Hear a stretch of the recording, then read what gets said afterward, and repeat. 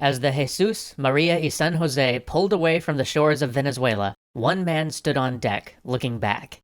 He was a grimmer man, a harder man than the youth full of verve who, a handful of years earlier, had stumbled onto the shores of London.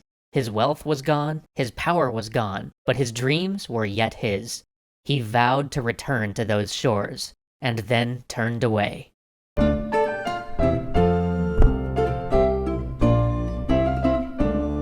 His defeat has given him a new vision, a new idea of what liberation must look like. He no longer thinks of Venezuela alone. He now thinks of all of Latin America. He realizes that no one nation is enough to fight off the might of Spain, even declining and corrupt as it is.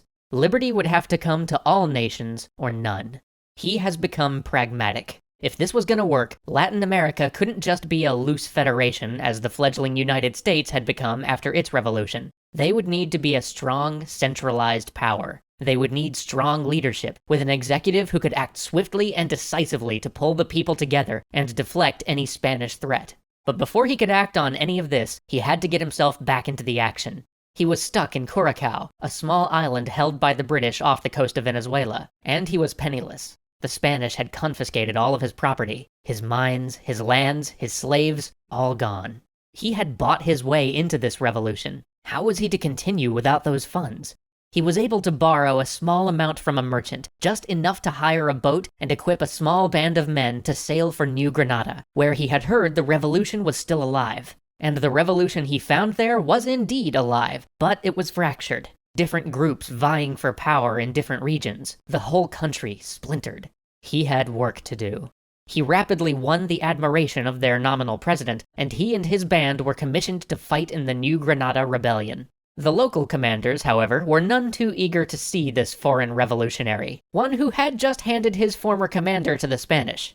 They sent him off to garrison a small town, but this time he would do more than merely dream of glory. He wrote, spreading his ideas to the world. He socialized, gaining the support of the local elite, and he walked among the people, gaining the support of the poor, the indigent, the downtrodden. His small band of 70 quickly grew to 200.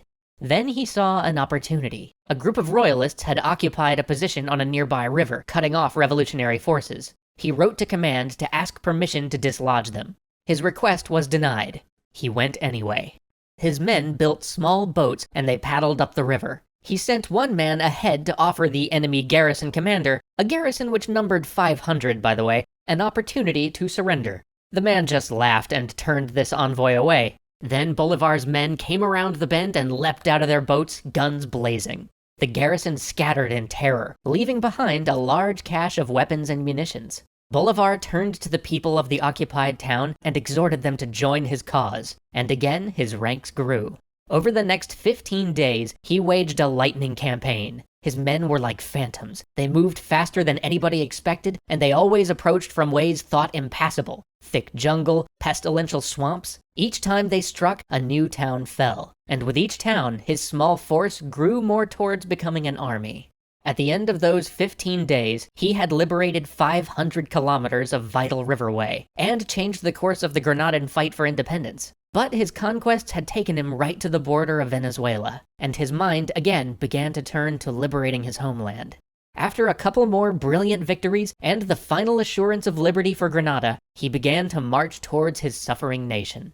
For in Venezuela, the reprisals of the Spanish had been swift and brutal. Bolivar may have had the connections to escape, but most weren't so lucky. Mass executions, rapine, and plunder were rampant. Not even children were spared.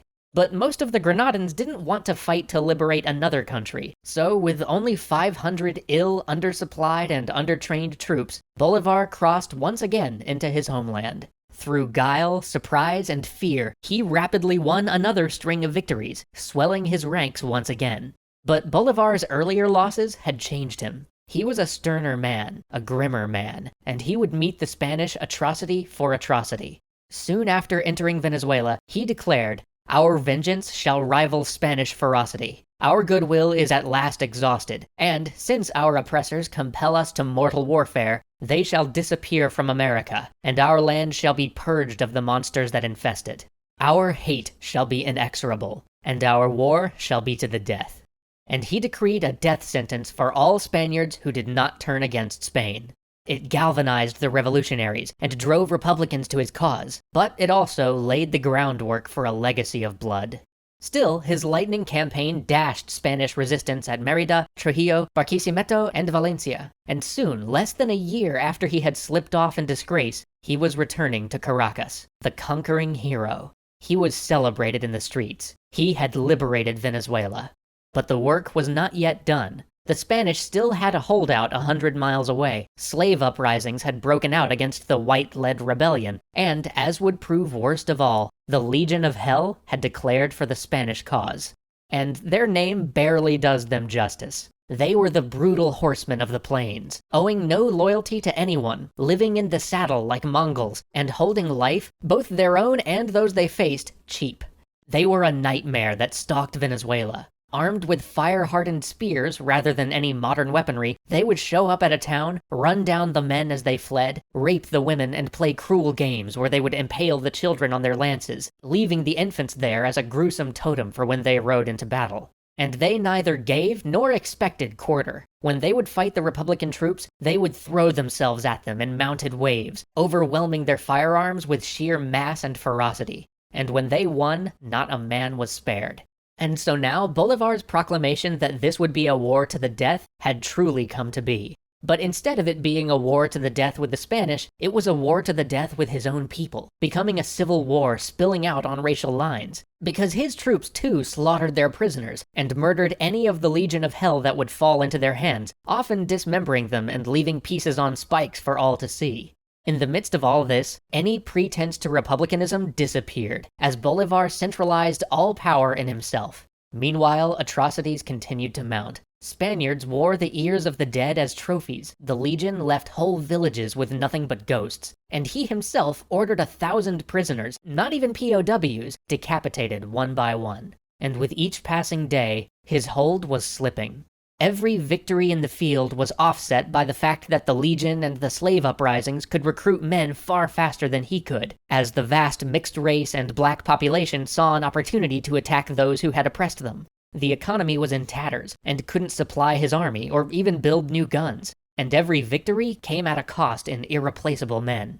Soon he was putting 12-year-olds under arms. Venezuela was awash in blood, and attrition and time took their toll. On June 15, 1814, waves of horsemen crashed through Republican lines at La Puerta, a critical pass. A month later, they were in Caracas. Panic filled the streets. People fled, run down by horsemen as they tried to get away. Bolivar escaped and rallied his troops to one more time put up a desperate last stand. But by now, the forces he'd been using to bottle up the Spanish had been siphoned off, and the Spanish Royalists' forces had been able to recoalesce. In the final battle, heavily outnumbered, Bolivar's Republicans sold themselves dearly, but it would not be enough.